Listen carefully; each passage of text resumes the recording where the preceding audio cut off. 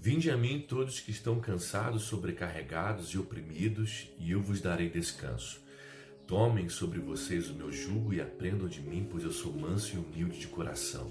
E vocês encontrarão descanso para as suas almas, pois o meu jugo é suave e o meu fardo é leve. Essas são as palavras de Jesus no livro de Mateus, capítulo 11. Bem, os rabinos, eles eram essencialmente intérpretes da lei. A sua maior preocupação consistia em discernir como colocar a lei em prática, a lei de Moisés. A espiritualidade judaica é uma espiritualidade de ação. Os rabinos, eles estavam preocupados e ocupados em saber como viver de acordo com a Torá. Para isso, eles buscavam a melhor interpretação do que era permitido e proibido na lei mosaica.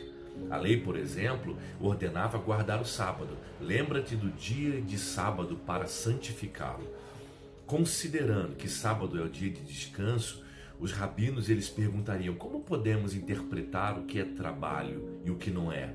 Por exemplo, quantos quilômetros um judeu pode caminhar sem quebrar o mandamento de guardar o sábado? Um rabino então diria, 5 quilômetros. E outro rabino, 5 quilômetros, desde que não se leve carga alguma. Os rabinos, eles dedicavam a vida essencialmente a discutir o horizonte das possibilidades, das práticas da lei para a vida dos seus seguidores. As discussões eram minuciosas e até mesmo engraçadas. Ainda a respeito do sábado, o rabino diria assim: se a sua casa pegar fogo e você juntar suas roupas e levá-las consigo em sacolas ao sair de casa em chamas, você quebrou o mandamento. Mas outro rabino poderia dizer: olha, você não pode trabalhar carregando sacolas de roupas, mas pode vestir quantas roupas quiser. Se você conseguir vestir 3 ou 4 túnicas, você não será considerado trabalho, pois você saiu apenas com a roupa do seu corpo. À luz das interpretações peculiares, cada rabino possuía uma lista, a sua lista de permissões e proibições para uma vida de obediência. Essas listas eram chamadas de jugo do rabino. Cada rabino possuía seu jugo e somente os seus discípulos eram obrigados a obedecer. Bem, nos dias de Jesus, 2 rabinos muito famosos debatiam entre si, eram Hilel e Shammai. Quando as pessoas perguntam para Jesus, é permitido o homem divorciar-se de sua mulher por qualquer motivo? Na verdade, elas queriam saber se Jesus concordava com Hilel ou com Shammai. Elas não estavam perguntando se Jesus era contra ou a favor do divórcio, até porque o divórcio estava previsto na lei de Moisés. O que elas queriam saber era em que circunstâncias o divórcio era permitido. Ou seja, queriam saber qual era o jugo de Jesus a respeito do divórcio. Shammai era um rabino rigoroso e conservador nas suas interpretações. Acreditava que o divórcio era permitido apenas em situações extremas. Hilel, por outro lado, era um rabino mais flexível e permitiu divórcios por questões triviais. Nesse caso, Jesus ele opta pela escola rabínica de Shammai. De tempos em tempos, aparecia um rabino que dizia ter uma nova interpretação da lei. Os rabinos mais antigos se reuniam para discutir se essa nova interpretação cumpria ou abolia a lei.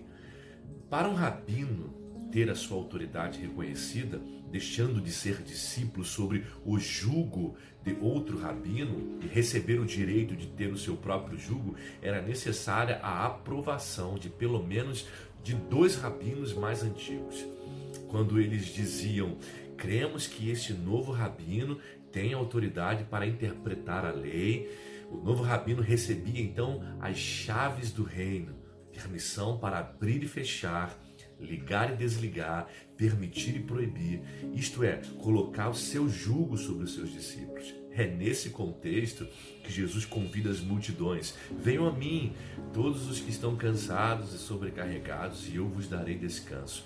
Tomem sobre vocês o meu jugo e aprendam de mim, pois eu sou manso e humilde de coração, e vocês encontrarão descanso para as suas almas, pois o meu jugo é suave e o meu fardo é leve.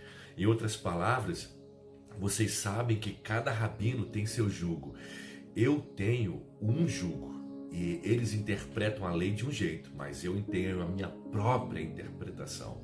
Foi assim que Jesus se pronunciou no Sermão do Monte. Olha, vocês ouviram o que foi dito, eu porém vos digo. É nessa mesma autoridade que Jesus transfere para Pedro, o primeiro a confessar que Jesus é o Cristo, o Filho do Deus vivo. Abra seu coração. A rocha sobre a qual a igreja está edificada não é Pedro, mas a confissão de Pedro a respeito da messianidade de Jesus, ou mesmo a própria pessoa de Jesus. Ele estava dizendo aos discípulos: aqui estão as chaves do reino. O que vocês ligarem aqui será ligado no céu. A mesma autoridade que eu recebi, eu lhes dou. A mesma autoridade que eu tenho, a minha igreja também tem. É a partir da confissão de Pedro e da admissão pública a respeito da messianidade de Jesus, surge um novo grupo de discípulos judeus. Pessoas que não estavam mais sob o jugo da lei de Moisés, mas sim sob o jugo de Jesus. Jesus diz que sua interpretação da Torá é um fardo suave e seu jugo é um peso leve.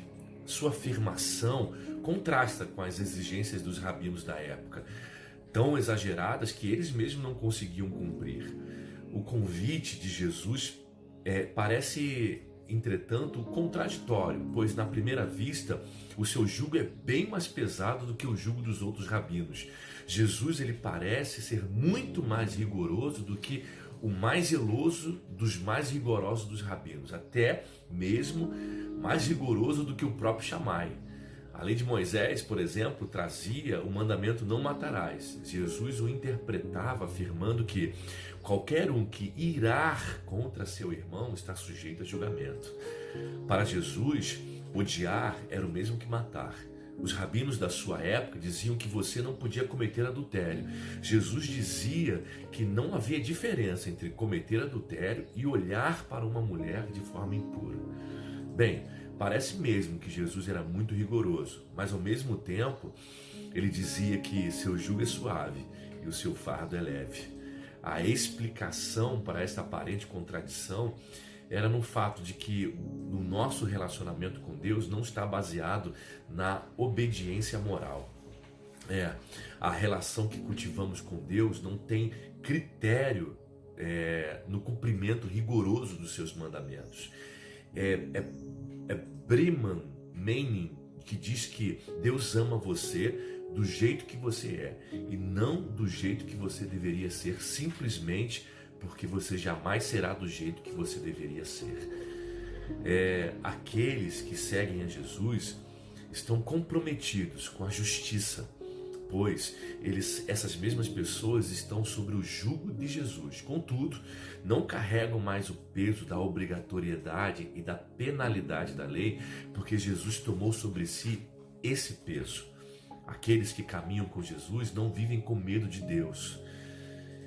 O jugo de Jesus, ainda que alcance o mais profundo das nossas motivações e toque o âmago do nosso ser, é um jugo suave. E seu fardo é leve. A lei não é mais uma fonte de opressão, mas um caminho de vida. Aqueles que caminham com Jesus não vivem obcecados pelos comportamentos morais, não temem o julgamento da lei, não interpretam os mandamentos como critério para os relacionamentos com Deus. Aqueles que caminham com Jesus buscam, sim, a justiça que é revelada pela lei, mas que vivem essa busca de justiça descalçados no amor e na graça de Deus. Sabemos que Deus é amor, sim, sabemos, e que Cristo é o nosso companheiro de viagem nessa jornada. Um grande abraço.